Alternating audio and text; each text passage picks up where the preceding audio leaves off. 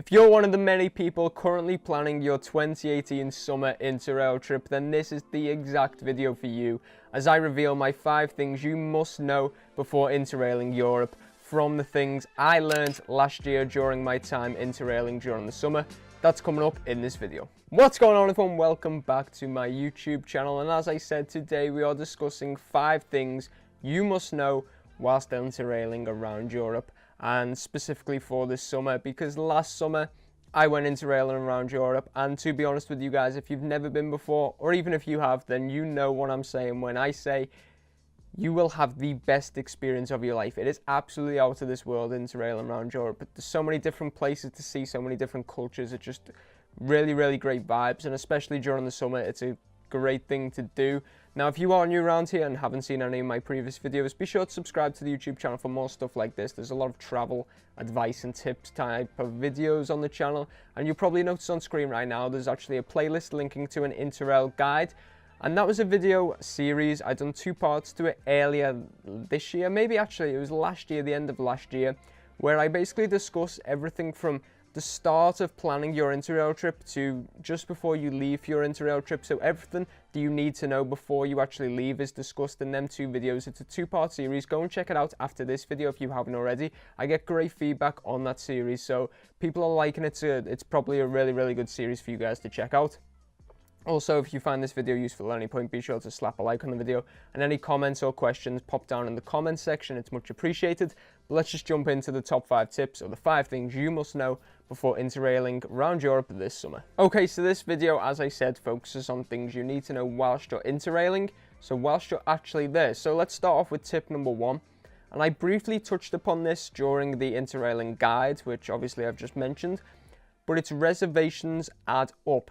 Now, what do I mean by that? Obviously, a lot of people reserve before they go and get the tickets sent to the house and that, but quite often when you're interrailing, you plan to be flexible, so your trip is very flexible, your itinerary is flexible, so quite often you probably reserve most of your seats whilst you're there, which is certainly what I do.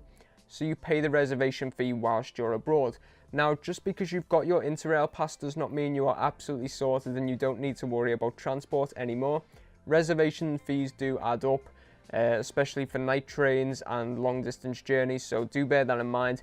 And trust me guys, during the summer it's probably, at least in my opinion, best to reserve seats. And trust me guys, the worst thing you want to do is have a 6-hour journey, as you can see right now on screen, which I did through Germany, where I had to sit on the floor because we didn't get a seat. And this is the thing, that was the only train we didn't reserve, and it was the only train we got told we didn't need to reserve. We actually went, we were in Cologne, we went to the office and they said, no, you'll be fine. And we were like, no, we want to reserve. He was like, no, trust me, you'll be fine. You can just get on it. There'll be plenty of seats. We go to the train and it was fully booked. So we then had a 6-hour journey, sat on the floor with our bags and people looking at us thinking, why they sat on the floor kind of thing. To be fair, other people had to as the journey went on, but it was just a nightmare. 6 hours sitting on the floor. You don't want to do it. Make sure you reserve, but bear in mind there will be additional costs. So just make sure you do budget for that. And for a bit more information on reservations, go and check out part 2 of the Interrail guide, where I discussed the whole reservation system on the Interrail website and on the app and how reservations work. But if you are there, you just basically go to the desk and it's pretty simple when you're there. It'll be either domestic or international trains. And obviously, whether you're traveling within the country or outside the country, then that depends which desk you go to. Reservations are really straightforward, but you do need to bear in mind that there will be fees on top. Now, tip number 2 kind of contradicts what I've just said, but it does work as well at the same time, and it is reserve in advance. There's nothing worse than trying to fit together an itinerary, going to reserve on a specific train. Maybe there's only one train for that specific destination for that day, to find out it's fully booked because you waited till the day to reserve it. And when I say reserve in advance, it doesn't have to be dead far in advance. What I actually used to do was when we arrived in the new city, we'd decide on our next destination and we reserved there and then. So even if we're staying in a specific area, a specific city for 3-4 days, we'd reserve for the next train leaving that city the day we get there. So then at least we've got that cushion that we know we've got a seat ready if we want to, and if we want to leave earlier, we can just go and get a different train. If we want to leave later, then we can just, stay an extra night kind of thing. But reserve in advance, and especially for long distance trains, what I tended to do was my furthest trains and the night trains, I reserved before I went, and then any other trains I reserved a couple of days before when I arrived at that city. So make sure you're always reserving in advance and don't just chance it, like I said in tip number 1, where you may end up having to sit on the floor, or some trains may not even allow that, so you may actually miss the train because they won't allow any more people on. So just do bear that in mind. Do reserve as far in advance as possible, and I know it's not possible for everyone because a lot of people do go with this very flexible itinerary, but try to have at least some kind of forward planning just in case you can't get on a train when you get there. Now, tip number 3 is going to sound absolutely mad, but jump off the train. And I don't mean just jump off it when it's moving. I mean, be prepared to get off if you're traveling through an area on a specific route to your next destination. Let's say you're traveling from the top of Germany right down through Bavaria into Austria. Maybe you're going to Salzburg or Vienna, something like that. Be prepared to jump off the train. If you see that you're going through a really nice area and you know that you're getting, the train's going to stop pretty soon at one of these nice areas that you've never heard of, but it looks really picturesque. Maybe there's like loads of nice mountains or a big lake with like a really nice view, anything like that. Be prepared to get off. I mean, if you can check that there's another train coming later that day or tomorrow, why not just get off with your stuff? Forget the rest of the plans. Go and experience that place. You may never go there again. Likelihood is you're traveling to quite a big city, but you've just passed through an area that no one even knows. It's a real hidden gem. 9 times out of 10 people, would never have even heard of it, let alone been. Get off the train, experience it, even if it's just for a couple of hours or for a day. And then you've just added this extra level of excitement to your trip by visiting a place that no one else has gone. But as I said, make sure that you can leave that place. Don't get off the train without actually having a plan of how you're going to get back to either the place you come from or the place you were going to. So make sure you do think of that, but using the Interrail app is a great way of doing that. Just check that there's more trains leaving from that destination that you get off. But quite often or not, you'll pass through places, in particularly Switzerland and Bavaria, and some places around Croatia and Slovenia, where it's just really nice setting and you think, oh, I wish I could get off here.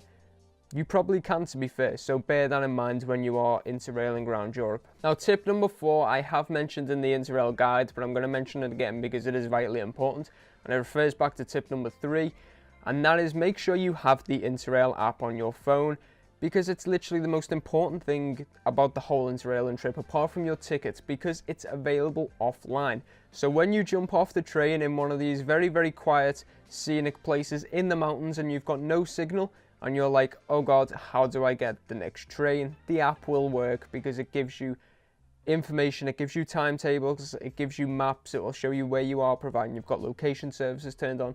It will help you out in any situation. For example, when we were in Lake Bled, which is possibly one of the most beautiful places I've ever seen in my life, there will actually be a video on that very shortly. The train station, which I believe was called Lesky Bled, something like that, it didn't have much information in and around the station. The station was probably no bigger than this room, and it was quite often shut at the times we were leaving. We were leaving late at night, potentially like 9 o'clock at night. It was often shut.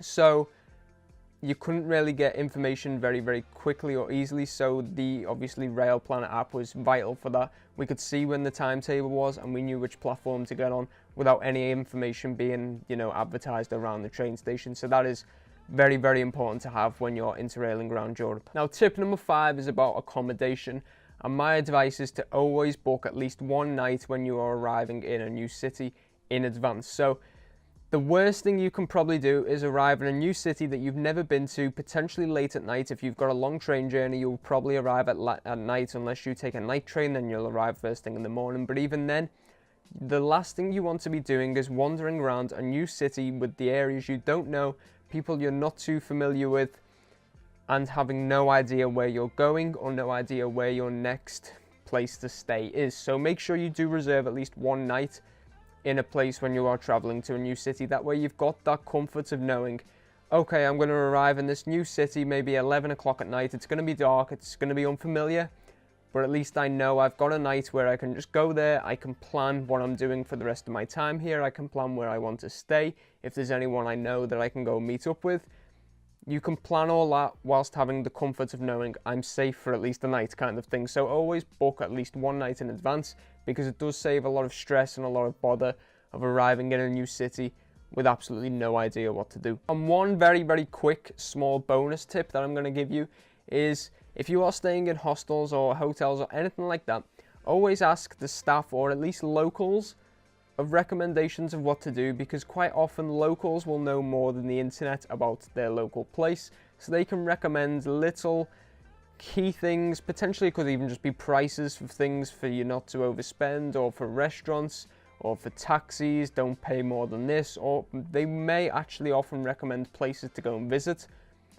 that you'd never know about online. When we went to Lake Bled, I climbed a massive mountain that only my friend that had been there, I'd only ever known that he went to that mountain. I've never heard anyone else discuss it. It's not even on Google Maps. The route is it's not even marked out clearly. But just because I knew someone that had been there and I asked for a recommendation, I then got the recommendation. So ask around. It's the best way to learn new things about the place you've just arrived in. And quite often you'll actually get the best experiences when you do something that no one else really gets to, experience for themselves. That is all for the 5 things you must know before interrailing around Europe this summer. If you have found this video useful, be sure to let me know by leaving a like on the video. Go and check out the playlist which I mentioned before, which is my interrailing guide, where I cover literally everything you need to know about planning your interrail trip. If you have any comments or questions, pop them down in the comment section below, and subscribe if you are new around here. Check out my other videos if that's something that you're interested in. Thank you all for watching, guys. Till next time, goodbye.